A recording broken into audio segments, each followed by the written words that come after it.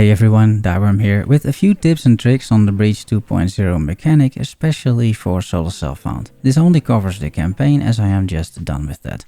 First, you unlock the mechanic in the second zone. I recommend you clear every single breach you encounter throughout the campaign.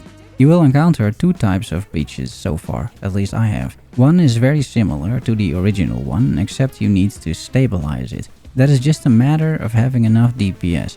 If you can kill enough monsters before the timer runs out, indicated by this little bar, then you stabilize. If the bar crosses the monster's count, the breach collapses. Once it is stabilized, in the campaign at least, you will get a few rare monsters and some additional loot. I think in endgame it also has a chance to spawn a unique boss. The second type of breach is where the Hiveborn already started building a hive, and you can use your graft to tear down the walls. You will also see small purple dots on the minimap or the overlay map. These indicate the spawn locations once you activate the breach. You should aim to make them all bright purple or pink. More than that, you should aim to tear down all the walls, so that the breach monsters that spawn can reach you and you can kill them. If you leave a bunch of walls up, it is easier to finish the breach, yes, but you will get less rewards and less craft blood. So before I start, I zoom around the map with shield charge to remove as many walls as possible. Then I activate the breach, and then I kill as many monsters as possible. I think this is the most efficient way to get craft blood, 3 upgrade items and womb gifts. Basically all of the stuff that drops from breaches you can hand in the monastery, which unlocks also in the second zone. There's also a graft locker there with affinity, which you should click. The crafting tree automatically picks stuff directly from the graft locker, so there is no need to carry womb gifts or grafts on your person, just put them in the stash. One more tip when crafting, you can hold Ctrl left click to instantly craft, without having to click the small red button. The tree receives upgrades, new branches and gets passive points by you bringing quest items to Aelith, but also by you simply using the tree to craft stuff. If you're asking yourself why the tree hasn't opened up yet or why you don't have as many passives as I do, then you should simply engage with the mechanic more and use the tree for crafting. You'll get there, it's just a matter of time.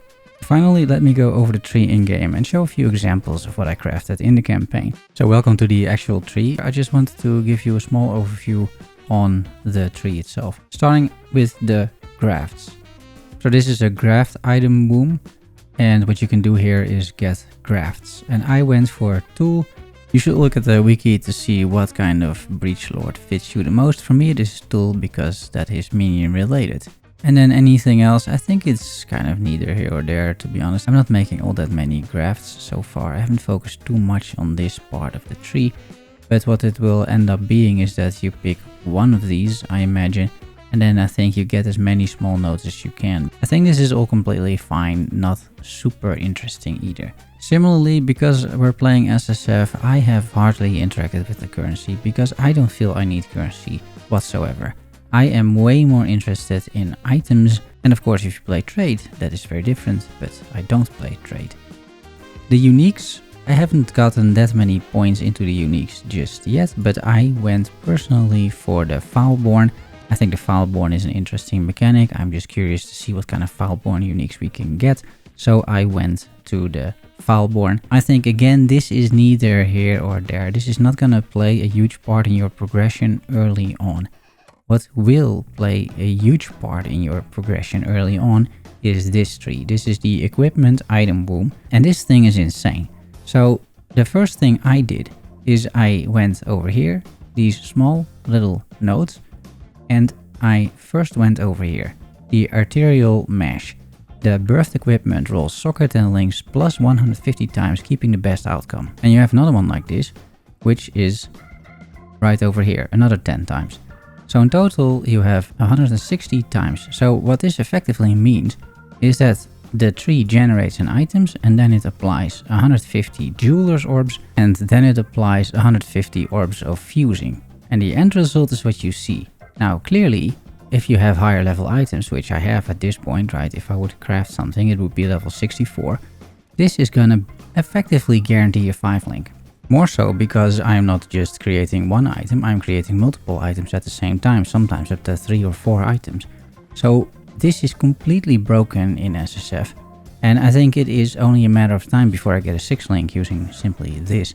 But yeah, this is incredibly powerful. So these 4 nodes, absolutely mandatory. This is the first thing you can get and that you should get. And then up next, what you should do with the tree is effectively tweak what kind of item you want. So in my case, for example, I went to a few of these bigger nodes. They all had these, let's say little nodes around it, and you can pick one. And what I did, I picked, for example, the one that has reduced chance for mana modifiers. Because I use Eldritch Battery, so I don't need mana. So I don't want mana on my gear. Similarly, equipment has a reduced chance for attack modifiers because I'm a summoner, so I don't use attack modifiers. So that is also good if those appear less on my gear. This one is also pretty big. A 400% increased chance for birth equipment to be armor. And I like this to be armor because of course armor is the only place where I can roll 5 or 6 link because I'm using a wand and a shield otherwise. So this is the only chance for me to get a 6 link to begin with. So I am taking armor and I am taking body armor. 5000% increased chance. This effectively guarantees that only body armor drops, right? And then finally, what I have done, at least up until this point, because you can specialize even more, right? All of these nodes, you can specialize even more. But finally, what I've done is also basically fix the base type. So this gives you 300% more chance to have intelligence. This gives me 300% more chance to be strength. So my base armor types that roll here with a bunch of links and sockets, they will be of the intelligence and strength attributes. And I also took 85% less chance for it to be dexterity because I want armor energy shield gear, right? That is what I aim for, and that is what you can achieve with these little nodes. It's really only a matter of time and doing the leak mechanic and just crafting with the tree before you get more points. But I think you get the gist of it, right? And there are a few very interesting ones that I just didn't get to. A 33% chance to be fractured. That is insane, of course, right? Especially in SSF. That is completely broken. And then there are a few more that just improve the quality overall of your item. The lowest level modifiers removed, that sort of thing. For the other trees, that is there as well. I haven't looked into this too much. I think that the uniques are more of an endgame thing. You will also get way less points, as you can see, right? I have spent by far the most points over here. I haven't been able to craft that many uniques, but I've gotten at least one Foulborn unique. It wasn't very good, but still fun to do. And I think you can get some pretty broken stuff in the end. And if you play my build, I think this is worth doing at some point, because I can imagine there's going to be some very interesting animated guardian gear, for example, with these uniques. But this is all the little bit of tidbit knowledge that I wanted to share in just a small video, so you can take advantage of that knowledge and the things that I discovered so far. I wish you a great further league start. I'm also working on the first episode for the Zero to Hero, where some of this will also be in that episode.